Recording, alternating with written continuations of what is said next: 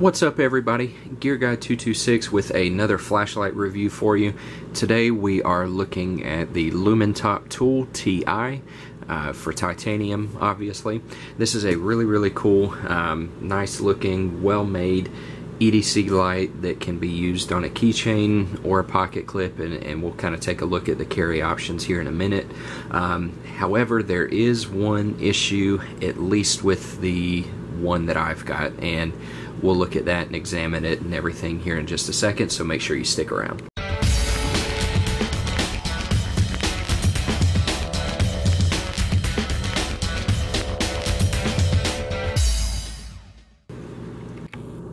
Alright guys, thanks again for hanging out with me today. I definitely appreciate your time. If you haven't already, please click on the like button, give this thing a thumbs up.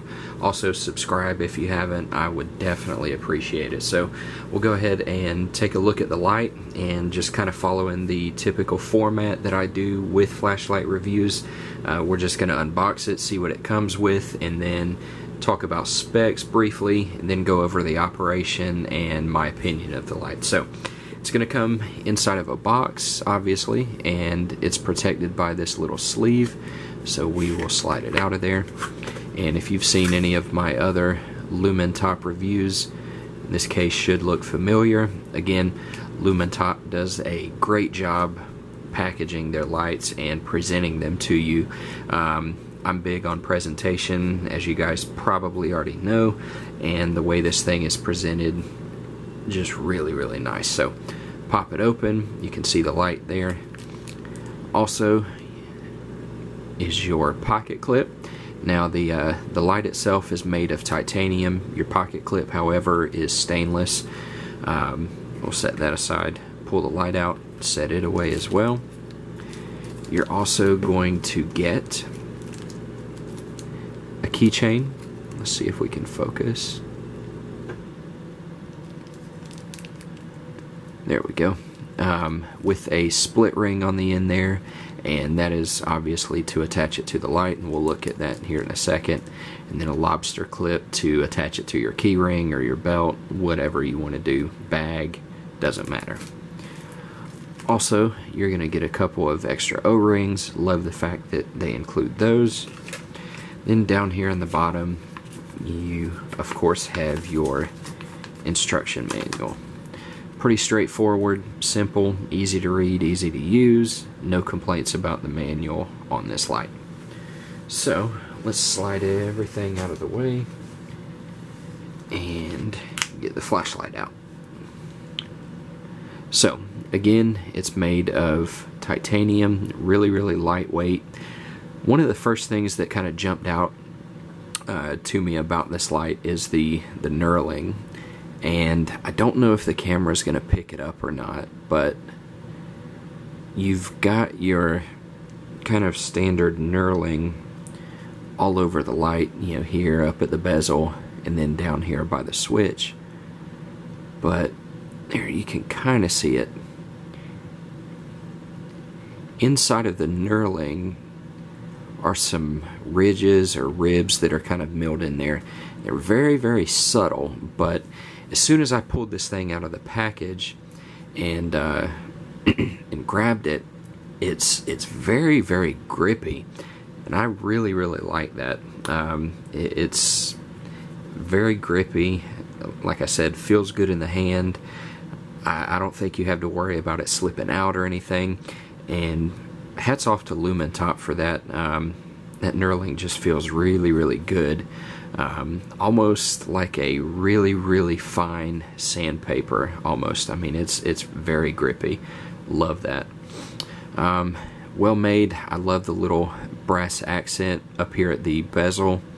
Pretty nice little touch. Give it a little bit of contrast and color.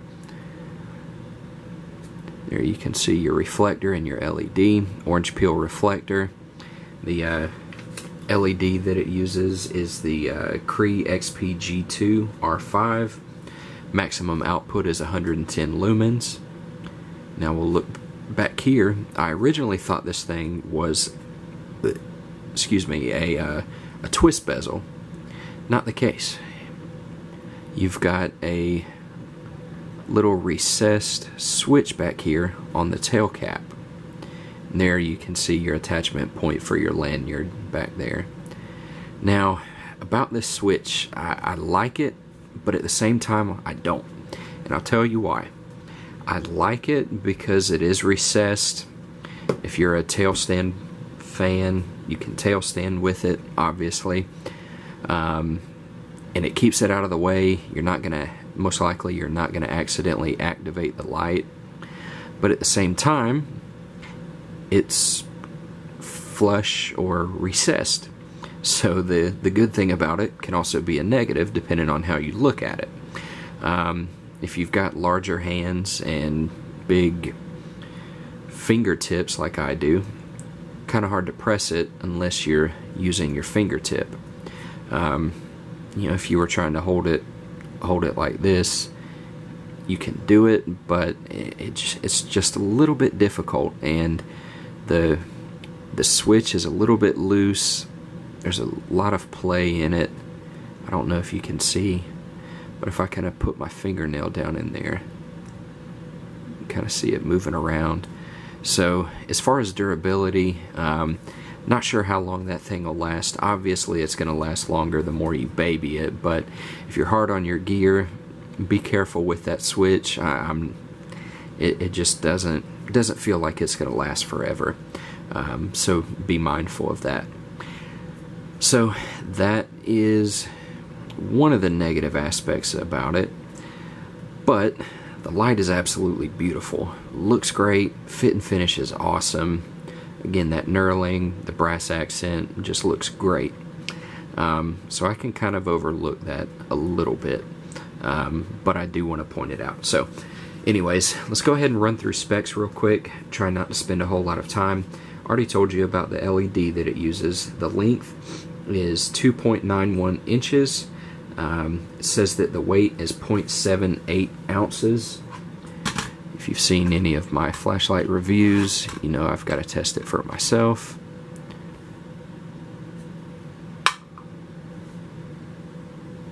So, with the battery, 1 ounce even, which is great.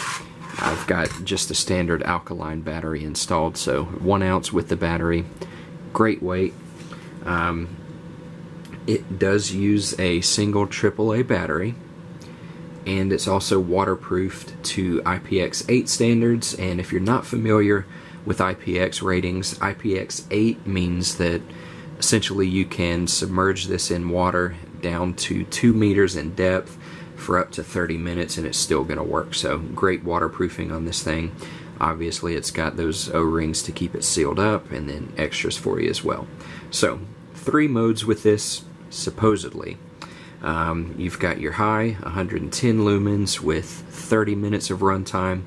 Your medium is 32 lumens, 4 hours of runtime. And then your low, 5 lumens at 36 hours of runtime. So, like I mentioned earlier, one negative aspect, it doesn't seem to have 3 modes, which is kind of weird. So, click it on. There's one. There's obviously your low. Then turn it on again, and that seems just about as bright as this mode. Now it's not wanting to work. So medium, low, and then I'm assuming high, and just clicked it and it's still not coming on.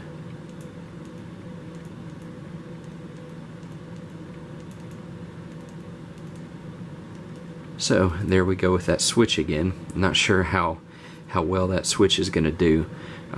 It's already wanting to kind of seize up on me, so be wary of that. Easy to cycle through, as you can see. What I'll go ahead and do now, guys, is like I usually do, shut the lights off, show you what this thing can do inside. Alright guys, forgot to mention that this one has that glow in the bezel as well.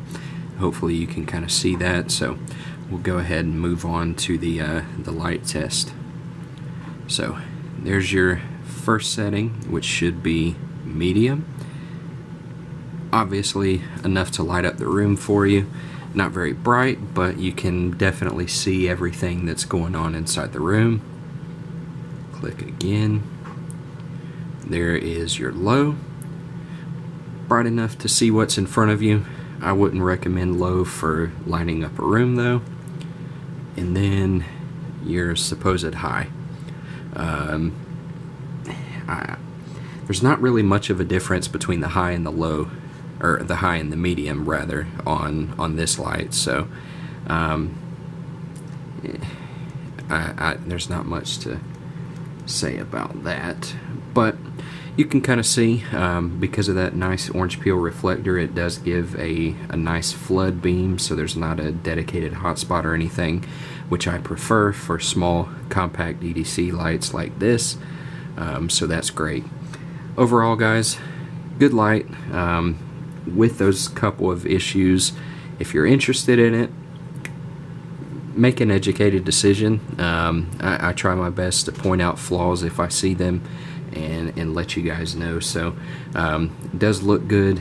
It does seem to be well made. However, that the tail switch may be an issue at some point, but other than that, it seems pretty good. So thank you guys again for watching. Please subscribe, give the video a thumbs up, and I'll see you in the next video. Thanks.